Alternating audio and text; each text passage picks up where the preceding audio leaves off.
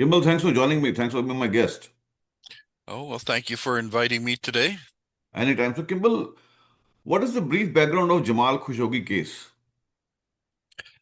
Well, he was murdered in the Saudi embassy in Istanbul 7 years ago, the fall of 2018. Uh, he had a a long career as a journalist in Saudi Arabia, uh, which seems to have increasingly resulted in frictions with the Saudi royal family over various issues. And the findings of the murder was that essentially it was ordered by a member of the Saudi royal family inside the the embassy in Istanbul. Uh, and everybody knows this was the conclusion of the CIA, the Turkish government, and every other investigation. Uh, so he paid the ultimate price for challenging the Saudi royal family. It was a very brutal murder. Uh, Apparently, he was strangled and then his body was cut up inside the embassy. A very terrible story.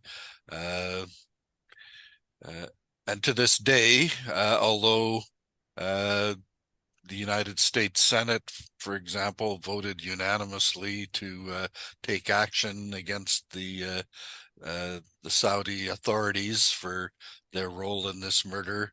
Uh, Nothing has ever been done by the United States to sanction the Saudis, and in fact, President Trump the other day was, uh, at a news conference uh, and excused the perpetrator, the person who is considered to be the Hmm. main person behind the murder, uh, and making light of the whole thing, which Well, Mr. Trump has a history of doing. So, I will come to that, Kimball, but can you briefly tell us before my next question, what exactly happened to his alleged killers or those involved in the conspiracy? well, some of them have been convicted of participation in the killing, but Hmm. the punishments were quite light, and they were eventually released. It's a very complicated legal case, uh, but everybody knows that uh, the the real person behind the murder was the Crown Prince, Mohammed bin Salman, Hmm. uh, who has never been charged or brought to justice for his role. There was a special hit team sent to uh, the Saudi embassy in Istanbul, where Khashoggi was uh, told that he could visit in order to gain some documents he needed for an upcoming marriage, and Right. he was killed inside the embassy by this hit team operated by the Saudi royal family. So. Right. So, what exactly happened on Tuesday at White House? If you can elaborate on that for our listeners and the viewers. Well, it was a visit to the White House by Mohammed bin Salman, and uh, there in front of a news conference with Donald Trump. And Mr. Trump was asked about the Khashoggi murder uh, and the Saudi involvement in this. And essentially, Donald Trump said that it was. Uh, what were his words? He said that Khashoggi was a controversial person, and when you're controversial, Hmm. things happen to people. And so uh, he certainly wasn't going to allow this to interrupt the what's been called a pageant-filled visit for the Saudi leader. Uh, and as everyone knows, for many, many years, the Saudi royal family and the U.S. ruling class have had very close relations based on Saudi Arabia's vast oil reserves, their uh, incredibly huge spending on U.S. built military equipment, uh, huge economic connections to be protected, and the Mm. murder of a journalist who asked embarrassing questions. This is utterly irrelevant as far as Donald Trump is concerned. And in fact, uh, uh, bin Salman, who was sitting there, looked completely at ease. He knows he's under the protection of Donald Trump. Mm. Uh, uh, and, I guess he is. Uh, the Saudi royal family can get away with just about anything, just as Donald Trump through his life Right. has gotten away with rapes of teenage girls and uh, criminal actions against all kinds of people, economic crimes, attempted overthrow of the U.S. government, and goes completely unpunished. So they live in a world where power and wealth, if you're vicious and direct and aggressive enough in using those assets, they believe they can never be punished. And what does this say about United States that claims to be a defender of human rights and democracy across the world?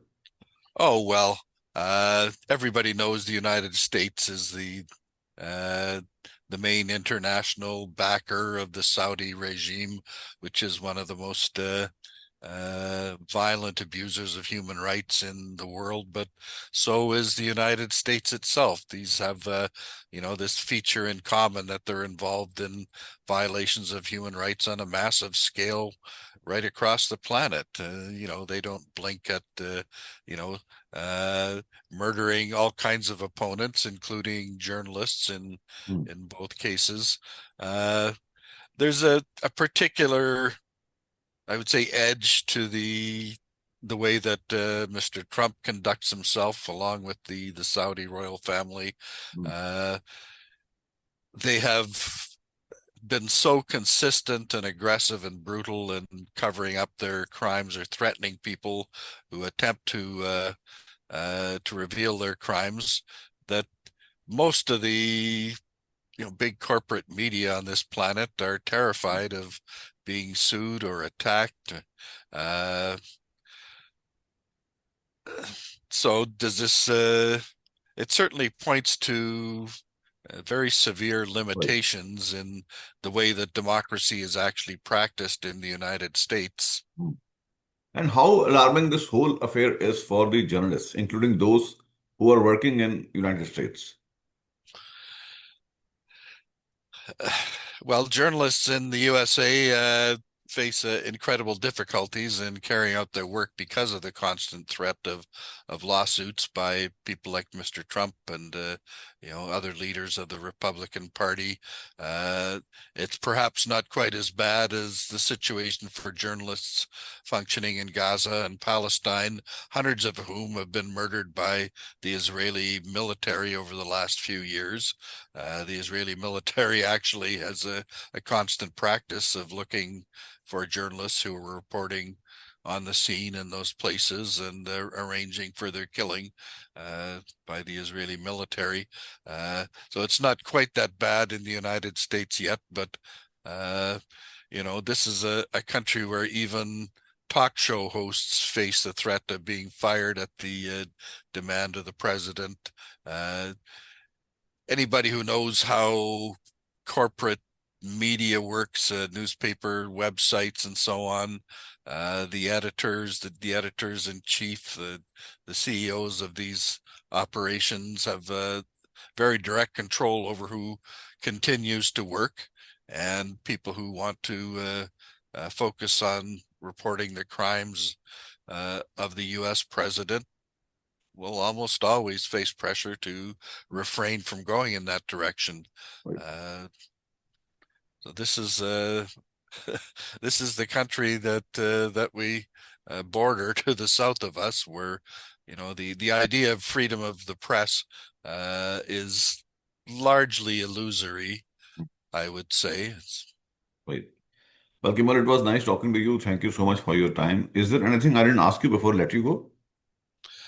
Well, here's one that your listeners might be interested in. If you want to know more about how Donald Trump functions and the crimes he's committed, Mhm. the former NDP member of Parliament Charlie Angus posted an article on the Resistance website a week or two ago, and it's exposing uh, an attempt to lay criminal charges against Donald Trump back in the early 1990s by a 13-year-old girl.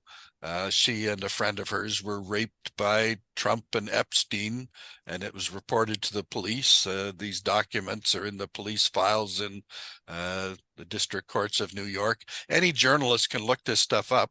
You can go to Charlie Angus's article on this and see exactly what crimes Trump committed against these girls who were 12 and 13 years old. Is this Wow. ever going to be reported by the corporate media in North America? I don't think there is a journalist or an editor who dares to print this kind of material. Hmm. Indeed. Indeed. Talk to you again, Kimball. Bye for Thank now. you.